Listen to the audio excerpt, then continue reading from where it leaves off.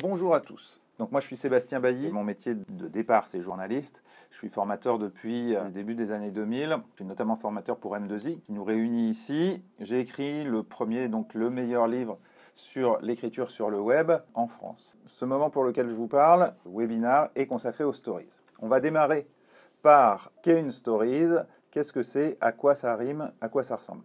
Alors, si vous n'en avez jamais vu, une story, c'est une image verticale. Ça se lit sur un téléphone portable, un smartphone. C'est partagé sur un réseau social. Alors, on parle beaucoup de Snapchat et d'Instagram. On trouve des stories également sur Facebook, sur WhatsApp, par exemple. Ces stories sont partagées, mais elles sont éphémères. Et la grande nouveauté, c'est que les stories sont éphémères. Donc, au bout de 24 heures, ce que vous avez publié, ça va disparaître. Voilà. Vous avez ici à droite ce à quoi ça ressemble sur un écran de portable avec une géolocalisation, un bout de texte, une image ou une vidéo qui peut être fixe, animée, enfin fixe si c'est une photo ou autre chose, animée si c'est une vidéo. Et ces stories, on les trouve sur Snapchat et Instagram principalement, mais aussi sur Facebook et sur WhatsApp, le cas échéant. Une story, c'est quoi? C'est surtout l'occasion d'être visible auprès de gens qui ne sont pas nécessairement sur les autres réseaux sociaux et en particulier les plus jeunes.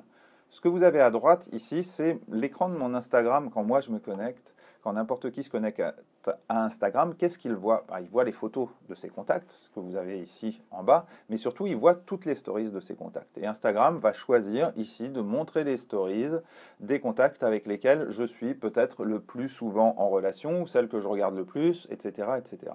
Il y a mes stories à moi et les stories de mes contacts. Et au fur et à mesure que je les regarde, elles disparaissent et d'autres les remplacent. Donc on est directement sur le premier écran d'Instagram, on est directement visible sur les éléments premiers dans le téléphone. Une story, c'est ça, c'est une occasion d'être visible. Historiquement, c'est quelque chose qui peut vous sembler récent, mais c'est quelque chose qui est un petit peu plus ancien que ça. Les stories, c'est inventé par Snapchat en 2013. Ça fait 5 ans. Snapchat lance les stories et Snapchat se lance avec l'idée que les contenus vont être éphémères et vont disparaître. Donc il y a les snaps qu'on envoie aux gens et qui disparaissent immédiatement, et les stories qui vont disparaître au bout de 24 heures. Snapchat se positionne de cette façon-là, en rapport avec Facebook, contre Facebook, qui va garder des traces ad vitam de ce que vous faites. Donc Snapchat invente le côté éphémère sur les réseaux sociaux. En 2016, Instagram lance les stories et Instagram et Snapchat, depuis, se copient réciproquement. Instagram ayant copié beaucoup plus que Snapchat, évidemment. Instagram copie Snapchat et on retrouve à peu près les mêmes fonctionnalités chez l'un comme chez l'autre. Et puis depuis, en 2017, Facebook a lancé également les stories sur Facebook avec un succès assez mitigé et on trouve également des stories sur WhatsApp par exemple. En juin 2017, Instagram, qui s'était lancé assez tard sur le sujet, a doublé Snapchat en termes d'utilisation. Donc en juin 2017, 250 millions d'utilisateurs mensuels des stories Instagram, qui dépassent alors Snapchat. Hier, Instagram a annoncé avoir dépassé le milliard d'utilisateurs. Alors, pas que pour les stories, mais ça veut dire que Instagram est en train de prendre un poids que Facebook avait pris depuis un moment déjà. Eh bien, un truc assez rigolo, c'est que dans la petite guerre entre Snapchat et Instagram, il faut se souvenir que Mark Zuckerberg, le patron de Facebook, avait proposé à Snapchat de le racheter 3 milliards de dollars, pas rien quand même, 3 milliards de dollars en 2013. Snapchat avait dit non, c'est pas la peine, merci.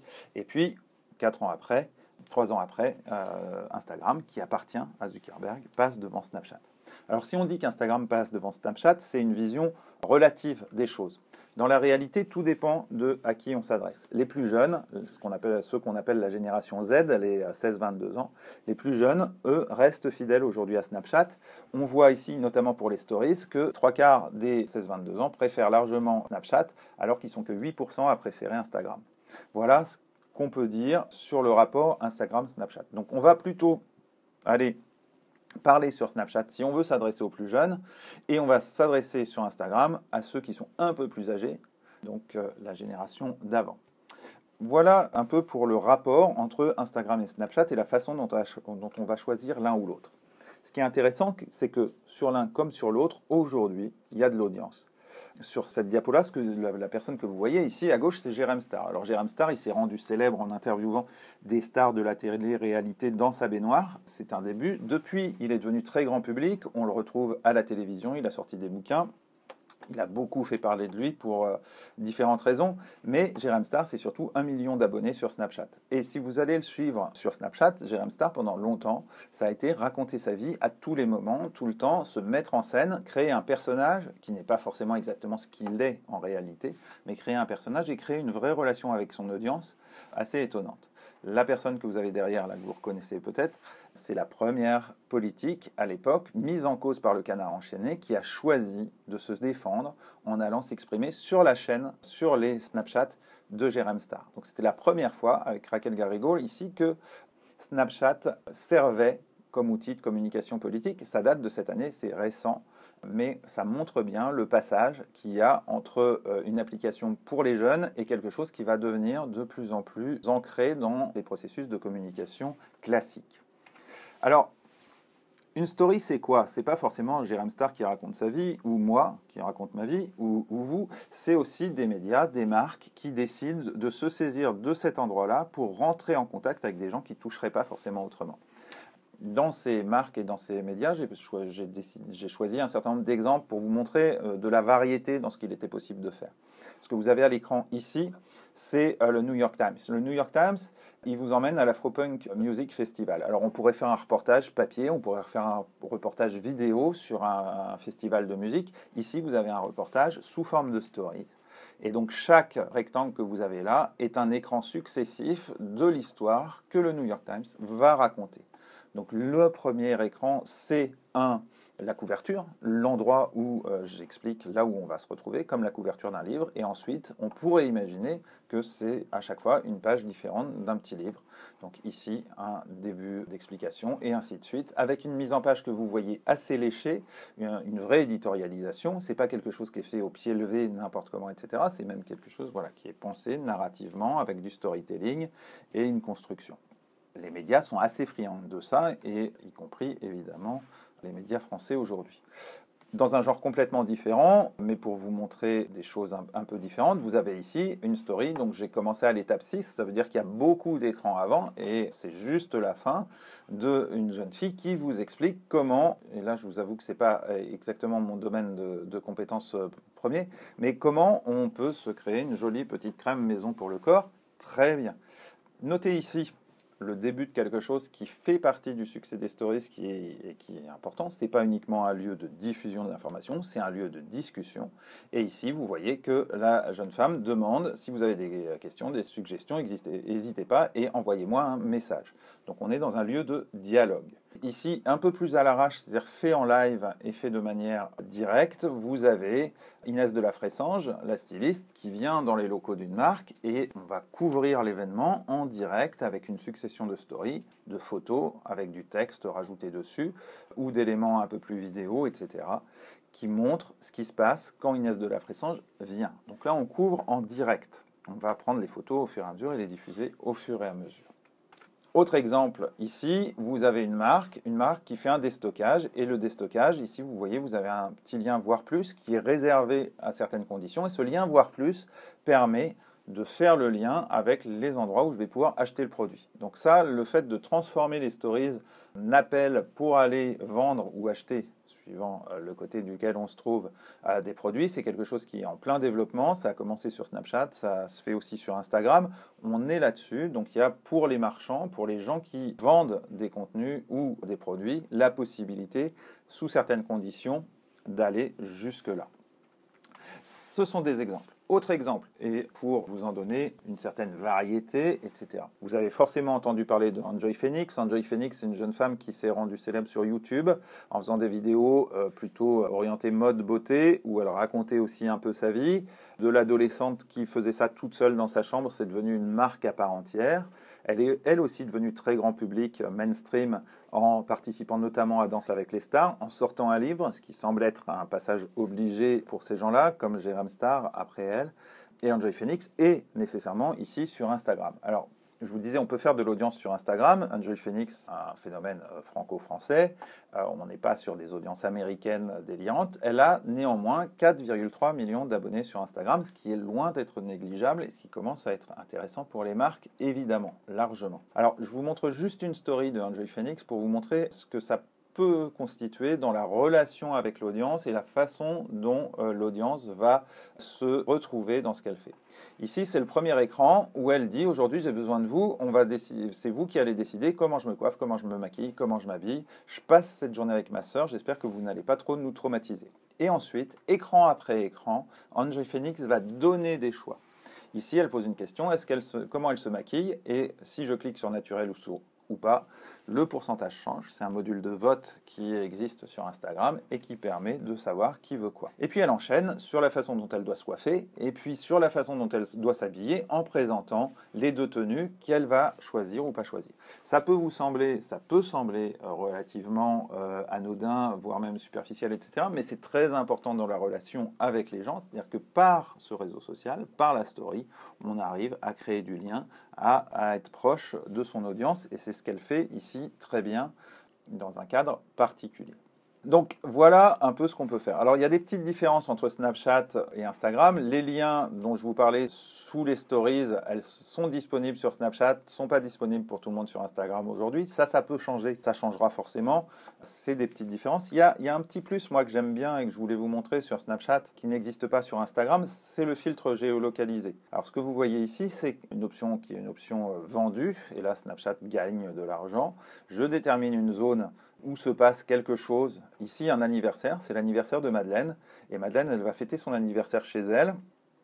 Et elle va s'offrir ou se voir offrir un filtre géolocalisé. Donc tous les gens qui seront dans ce périmètre vont pouvoir envoyer des snaps en utilisant que ton anniversaire soit magique, Madeleine, avec deux jolies petites licornes.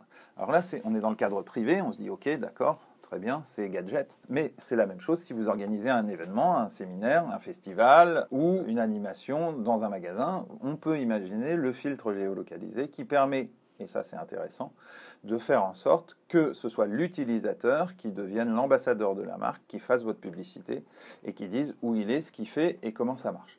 Donc voilà le type d'utilisation dans les stories qui sont des utilisations qui deviennent professionnelles et qui permettent d'aller plus loin que juste se raconter au fil de l'eau. Comment ça marche concrètement? Alors, la première chose que je voulais vous dire là-dessus, c'est qu'il ne faut pas craindre le ridicule. Donc je l'ai mis en pratique, surtout qu'aujourd'hui, c'est la journée du selfie. Ce n'est pas que la fête de la musique, le 21 juin, c'est la journée du selfie. Les Snapchat et Instagram, un des éléments du succès et avec lequel les gens jouent toujours un peu, c'est les filtres. Donc quand je me photographie moi-même, quand je me prends en vidéo, je peux appliquer un filtre à moi. Donc les deux petites oreilles et le nez du chien, c'est quelque chose qui a eu pas mal de succès. Il y a la même chose avec les chats. En ce moment, sur Instagram, il y en a un qui a beaucoup de succès avec des petits cœurs et des flèches de Cupidon qui arrivent sur le visage. Voilà. Donc ça, c'est assez anecdotique et assez rigolo, mais vous avez des médias qui s'en servent. Je pense notamment au Figaro qui, lorsqu'ils racontent leur journal quotidien et qui racontent les choses, n'hésitent pas de temps en temps à utiliser, sur le journaliste qui est face caméra, à utiliser ce type de masque. Ça fait partie de la façon dont on se parle sur ces réseaux sociaux. Alors, je vous montre très très rapidement comment ça marche si jamais vous n'avez jamais fait de story. Là, on est sur Instagram. Je vous montre Instagram aujourd'hui très rapidement. Donc ça, c'est une photo qui a été prise avec Instagram. Et puis, vous avez en haut 4 boutons. Les 3 là vont vous permettre d'enrichir votre photo. Le premier, le AA, vous permet de rajouter du texte sur l'image. Le deuxième, le petit crayon, va vous permettre de dessiner. Alors, dessiner de manière très grossière, parce que je dessine avec mon doigt sur l'écran. Je ne suis pas Michel-Ange, donc j'arrive jamais à faire des choses extraordinaires. Et puis ici, le petit carré, qui est le bouton d'enrichissement, avec ce petit visage, va ouvrir ce que vous avez ici sur l'écran suivant. C'est-à-dire ces mentions là, ici, position, mention, hashtag, etc., qui sont autant d'éléments que vous pouvez rajouter à votre image. Position va vous permettre de géolocaliser votre photo ou votre vidéo. C'est très intéressant parce que quand votre photo ou votre vidéo est géolocalisée, eh bien, elle devient trouvable pour les gens qui font une recherche géolocalisée. Donc on se retrouve parfois avec des audiences qui sont très très largement supérieures au nombre de gens qui vous suivent sur Instagram en particulier. Donc ça marche vraiment très bien, il faut penser à le faire et c'est très efficace pour augmenter son audience. La mention permet de citer quelqu'un, et donc la personne mentionnée, comme sur Twitter, Facebook, etc., est notifiée et au courant, et donc ça permet de commencer à nouer des dialogues, etc. Le hashtag a une valeur très très forte sur Instagram pour les photos, enfin pour les éléments, les publications classiques et statiques. Ça a aussi beaucoup de poids sur les stories parce que ça permet de retrouver les stories par hashtag. Et puis il y a des petits éléments un peu plus ludiques, mais qui permettent d'alimenter la façon dont on va raconter des histoires et qui tiennent à l'esthétique de ce qu'est Instagram et aussi de Snapchat pour le coup. La possibilité de rajouter du GIF et du GIF animé à ces photos. Donc je peux très bien rajouter un petit bonhomme qui court, rajouter, etc. en fonction de ce que je veux raconter, mais ça fait partie de l'esthétique du truc. Et puis ici, vous avez la température qui fait. Donc le jour où j'ai fait cette capture, ben, vous avez l'heure à laquelle je l'ai faite, parce que ce qui s'affiche, c'est l'heure à laquelle je l'ai faite. Et puis ici, la température qui faisait à ce moment-là. Et ça va pouvoir venir enrichir ce que vous publiez dans votre story. 3 éléments en dessous. Le sondage, c'est ce qu'on a vu chez Enjoy Phoenix, qui permet de dire si je veux avoir des cheveux lissés ou frisés aujourd'hui. Je ne vous le demande pas à vous, hein, je ne changerai rien. Un autre élément de sondage ici qui permet de dire oui, plus ou moins en fait. Fait glisser le petit smiley ici pour dire non 0 ou 10 en gros. Ici un bouton qui permet de rajouter une photo sur une photo. Alors tant qu'on ne l'a pas utilisé, ça paraît assez conceptuel, mais ça marche assez bien. Et puis en dessous, si je faisais remonter l'écran, j'ai un certain nombre de stickers que je vais pouvoir encore rajouter à ma photo initiale. Ce qu'il ne faut pas perdre de vue, c'est que souvent, en tout cas dans l'usage quotidien, et ce qui fait le succès d'Instagram ou Snapchat, c'est que le critère esthétique n'est pas primordial. Ce qui est primordial, c'est la création de liens. Donc la story que je fais, que mes fils font, que chacun fait, n'est pas d'abord esthétique, elle est d'abord... elle n'est pas d'abord jolie, elle est d'abord utilisatrice d'un certain nombre de codes qui sont propres à ces réseaux sociaux-là. Voilà comment on utilise ces codes-là. Donc ça, c'est un peu l'idée de comment ça marche. Évidemment, c'est assez rapide et assez succinct. Ce qu'il faut retenir, c'est 3 choses. Soit vous faites des stories directement. Alors, la dernière que j'ai faite, par exemple, c'était juste au tout début de ce webinaire où j'ai filmé ce que vous ne voyez pas à l'écran. Et ce que moi je vois, c'est-à-dire que j'ai filmé les coulisses devant moi. Donc si vous allez sur mon Instagram, la dernière story que j'ai mise en ligne, vous verrez la caméra que je regarde là, quand je vous regarde, l'écran que je vois, l'écran retour que j'ai et que vous ne voyez pas, etc. Ça, c'est faire une story en direct, vite fait, un peu à l'arrache, et ça marche très bien. On peut être en mode reportage de sa propre vie, ce qui intéressera essentiellement mes parents et mes amis les plus proches, ou de choses un peu plus pro, mais ça fonctionne. L'autre façon de faire une story, c'est de manière indirecte, c'est en éditorialisant au maximum. Donc on prépare sa story, on la prépare en faisant un storyboard, on la prépare en mettant en page écran par écran ce qu'on va raconter, puis en diffusant un produit qui peut être un produit fini. C'est ce qu'on a vu tout à l'heure avec le New York Times et la façon dont on va raconter une histoire d'une manière un peu différente. Mais surtout, ce dont il faut se souvenir, c'est qu'une story, c'est pas juste de la diffusion. Quand je publie une story, les gens vont me répondre. Ils vont parfois juste m'envoyer des petits cœurs pour me dire que je suis formidable, ce qui est toujours très agréable. Mais surtout, ils vont pouvoir rentrer en discussion directement avec moi. Ce qui est intéressant pour les marques, c'est que ces discussions-là ne sont pas publiques. Donc on ne se retrouve pas avec les mêmes problématiques de gestion de commentaires et de community management que sur un Facebook ou sur un Twitter, qui ont chacun leurs différences. Là, la personne qui a lu la story va vous envoyer un message à vous. Il n'y a que vous qui allez le voir. Et puis, on va rentrer en dialogue one-to-one, l'un avec l'autre, et les choses vont avancer comme ça. Donc, c'est ça qui va créer du lien, qui va permettre d'animer les communautés, qui va permettre d'aller au-delà de la simple diffusion d'informations. À ce moment-là, moi, ce que je vous propose, alors pour l'instant, je n'ai pas eu de questions. Certains d'entre vous ont des petits problèmes de son au fur et à mesure que je parle, mais pas directement de questions. Est-ce que parmi vous, à partir de ces quelques éléments-là, il y a des questions qui se posent, des choses que vous avez vues, que vous voulez partager avec nous? La zone de chat est là pour ça. Alors, elle fonctionne parce que j'ai quelques messages pour l'instant. Est-ce que vous avez des éléments sur lesquels vous souhaiteriez aller plus loin sur les stories ou pas? Alors, je vous laisse 2-3 minutes. Je ne sais pas si des gens sont en train de taper ou pas, ça je ne le vois pas. Donc je vous laisse peut-être 1 minute ou 2 pour poser les questions. J'ai essayé de brosser un tableau à la fois rapide et précis des choses, mais je peux aller plus loin. Est-il préférable de privilégier du direct? Alors Florine, merci Florine. Alors je ne sais pas si tout le monde voit la question de Florine, et puis, donc je vais la lire. Est-il préférable de privilégier du direct ou de faire une story éditorialisée en différé pour raconter un événement? En fait, ça va dépendre. Ni l'un ni l'autre, ou les deux. On ne va pas faire les deux. Ça va dépendre de votre projet éditorial. Si vous êtes en direct, vous allez pouvoir vous adresser aux gens au moment où ils vivent l'événement. D'accord? Alors, pourquoi pas faire un direct sur un festival en disant, voilà, je couvre le festival en direct et je vis les choses en même temps que vous. Je vous dis même ce qui se passe sur une scène plutôt que sur une autre, etc. Donc là, je vais vous raconter les choses telles qu'elles se passent et on va les vivre ensemble. Donc là, oui, ça vaut le coup de faire une story en direct si on est avec les gens. La story éditorialisée derrière va permettre de prendre du recul, de choisir et de hiérarchiser peut-être plus précisément ce qu'on raconte. En fait, c'est vraiment un choix, l'un n'empêche pas l'autre, et c'est un choix qui va dépendre aussi de la ligne éditoriale du compte Instagram que vous gérez. Sur certains, on privilégie le direct, sur d'autres, on privilégie complètement le différé. Je vais prendre un exemple. Vous avez vu ce que le New York Times propose là.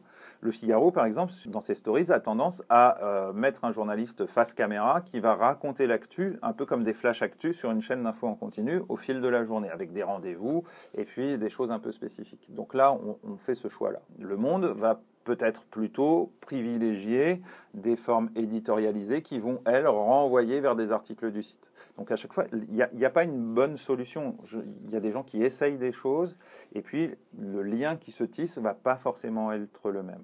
Sur la narration, est-ce que j'ai quelqu'un qui incarne les choses, qui est face caméra et qui raconte les événements, ou est-ce que j'ai quelqu'un qui va prendre plutôt de la distance et qui va choisir de ne pas se montrer?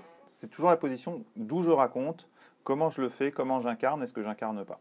Donc là, il n'y a pas une bonne réponse, ça va dépendre de votre projet éditorial. Voilà. Est-ce qu'il y a d'autres questions? Non, vous êtes très très sage. Alors, comment faire pour les pros B2B? Alors, la question du B2B, elle est compliquée et elle est compliquée. C'est pas Je vais avoir une réponse assez franche et assez rapide. C'est pas nécessairement hyper B2B, Instagram et encore moins Snapchat. Snapchat, vous avez compris, on s'adresse à du 16-22, on est difficilement en B2B. Instagram, c'est une vraie question. Moi, si on est en B2B, c'est pas par là que je passerai en premier. Voilà. Je vais faire ça très clairement. Après, il peut y avoir des spécificités sur certains secteurs, avec une audience particulière, donc on peut réfléchir de manière plus précise, mais difficile de vous dire, oui, allez-y, B2B, c'est génial, Instagram. Non, je ne vous le dis pas comme ça. Mais après, chaque projet de communication est très différent. Huguenin me demande s'il y a un nombre limité de visuels par stories. Combien de visuels semble le plus efficient? Alors, il n'y a pas de nombre limité. En fait, votre stories, vous publiez, et puis au bout de 24 heures, ce que vous avez publié disparaît. D'accord? Un visuel, c'est 15 secondes maximum sur Instagram, par exemple. Donc, vous faites 24 heures divisé par 15 secondes, ça vous donne le nombre de visuels que vous pouvez publier simultanément. Pour autant, c'est un maximum complètement illusoire, parce que si vous faites ça, vous allez submerger votre audience. Donc, la réponse est pour moi la même que sur tous les supports. C'est trop long à partir du moment où le lecteur s'ennuie. C'est-à-dire qu'il faut trouver la longueur qui correspond précisément à ce que vous voulez dire. Si vous submergez les gens, ils arrêtent de vous suivre. Donc il y a une limite à ne pas dépasser. Cette limite, elle va dépendre de votre audience. Il n'y a jamais une réponse absolue sur ce type de choses. Voilà. C'est la même question que la question de Florine. À quelle fréquence publier des stories? Alors il y a une petite différence. Donc le nombre limité de visuels par stories, je vous ai répondu. La fréquence pour publier des stories, en fait, au bout de 24 heures, vous n'avez plus rien. Alors ça veut dire qu'au bout de 24 heures, vous n'apparaissez plus. Donc si vous ne publiez pas toutes les 24 heures, vous disparaissez. Donc la fréquence minimum, c'est au moins une fois par 24 heures pour exister. Voilà. Alors, une fois par 24 heures, 4, 5, 30 fois par 24 heures, à vous de voir. 30, c'est beaucoup, d'accord? Mais c'est peut-être que ce jour-là, vous avez un truc extraordinaire à raconter, que ça vaut le coup. Donc il va falloir, en fonction de l'histoire que vous racontez, et en fonction de vos moyens, décider d'une fréquence qui est à minima une fois par 24 heures, ce qui est beaucoup, on vous l'accorde pour certains. On me demande aussi quel moyen pour faire gonfler le nombre de followers. J'ai toujours une et une seule réponse, et ça vaut pour tous les projets éditoriaux, à chaque fois que je donne des conseils là-dessus. Le moyen pour faire gonfler le nombre de ses abonnés, le nombre de gens qui vous suivent, c'est de raconter des choses intéressantes. Alors ça paraît complètement basique, mais c'est le seul moyen efficace. Tous les autres moyens, il en existe forcément, on peut acheter des abonnés, tout ça, il ne faut pas. Donc tout ça, c'est tricher. Après, pour que les abonnés viennent, il va falloir géolocaliser, mettre les bons hashtags, faire des choses propres et attrayantes, mais la première règle, c'est raconter des trucs intéressants. Si vous n'êtes pas intéressant, c'est fini. Voilà. Est-ce qu'un storyteller peut gagner de l'argent avec des marques, placement de produits, etc. me demande-t-on également. La réponse est oui. Si on pense à Enjoy Phoenix tout à l'heure, 4,2 millions d'abonnés sur Instagram, oui, forcément, il y a du placement produit. Voilà. Aujourd'hui, il y a une vraie tendance sur les micro-influenceurs, c'est-à-dire qu'à partir de 5 ou 10 000 abonnés, plutôt 10 000 sur Instagram, on peut commencer à avoir des relations avec les marques. Est-ce que j'ai fait un peu le tour? J'ai quand même répondu à pas mal de choses. Si vous avez encore une question ou deux, n'hésitez pas. J'essaye d'être le plus synthétique possible pour ne pas déborder. Des outils pour trouver des bons hashtags. Alors, il y en a. Donc, c'est la question suivante. Est-ce qu'on peut trouver les bons hashtags? C'est une vraie question sur Instagram. Alors, ça vaut pour les stories, ça vaut pour les photos ou les vidéos qu'on publie sur son mur. Il y a des outils, il y a des applis pour ça. Il n'y a aucun problème. Donc, on peut y arriver. Et si vous êtes très très sage et qu'on se parle à un autre moment, peut-être je vous donnerai même des noms. Donc, Florine me dit, dans le cadre de recrutement, est-ce également un format privilégié pour présenter des métiers offres d'emploi? Alors, j'ai tendance à dire oui. Oui, parce qu'on va s'adresser à des gens qui sont là et qui ne sont pas ailleurs. Et sur les métiers en tension ou sur des métiers un peu compliqués, pour aller donner l'idée à des gens de faire des métiers auxquels ils n'auraient pas forcément pensé, oui, c'est un bon endroit. Je pense notamment à des métiers qui ont un peu de mal à se féminiser, que ce soit l'informatique ou le bâtiment. Aller là et aller démystifier un certain nombre de choses et casser un plafond de verre symbolique qui existe sur certaines études notamment et des métiers où certains ne vont pas aller faire ces études-là parce que ça ne leur semble pas fait pour eux. Là, oui, il y a forcément moyen de faire des choses. On va là où est le public. Et donc là, ce qui est bien, c'est qu'on va s'adresser, notamment sur Snapchat, aux jeunes au moment où ils choisissent leur orientation. Donc il y a moyen, par rapport aux problématiques RH, notamment à court ou à long terme, de trouver des solutions parce que c'est le canal qui va s'adresser directement à eux. Donc oui, Florine, c'est vraiment un endroit où on peut avoir des stratégies par rapport à ce type de problématique. On me dit quel avenir pour les stories? Ah ben, si je savais quel avenir pour quoi que ce soit, ça serait formidable. Ce que je sais aujourd'hui, c'est que sur les réseaux sociaux en croissance et ceux qui sont plutôt en déshérence, Instagram surtout et Snapchat dans une moindre mesure sont des réseaux sociaux qui se portent plutôt bien. Instagram a un niveau de croissance fort avec des gens de plus en plus nombreux dessus. Donc s'il y a un réseau social sur lequel investir aujourd'hui, c'est plutôt Instagram. Facebook est dans une phase qui est une phase plus en régression. Alors Facebook en régression, c'est une Ferrari lancée à 300 à l'heure qui passe à 295. Ça reste quand même très fort et très rapide. Mais la story aujourd'hui, ça rentre dans les mœurs chez les jeunes. Si vous regardez, si vous vous interrogez chez les moins de 25 ans sur leurs usages et ce qu'ils font avec leur téléphone, regardez, demandez-leur. Mais avec Snapchat, tu fais quoi? Alors, ils ne font pas forcément des stories tout le temps, mais c'est des outils qu'ils utilisent. Donc, chez les moins de 25 ans, on est sur un taux d'utilisation excessivement fort d'Instagram et de Snapchat. Donc, a priori, ces gens-là ayant de l'avenir, les stories ont de l'avenir. Encore une question, mais c'est Florine a plein de questions. A-t-on quand même intérêt à utiliser les stories de Facebook si on a déjà une certaine audience dessus ou multiplier les canaux et aller sur Instagram où tout est à construire? Alors, est-ce qu'il faut utiliser les stories sur Facebook ou sur Instagram? Alors, ce qui est assez rigolo, c'est qu'aujourd'hui, Facebook, pour les marques, ça devient très compliqué. L'audience gratuite de Facebook a tendance à baisser.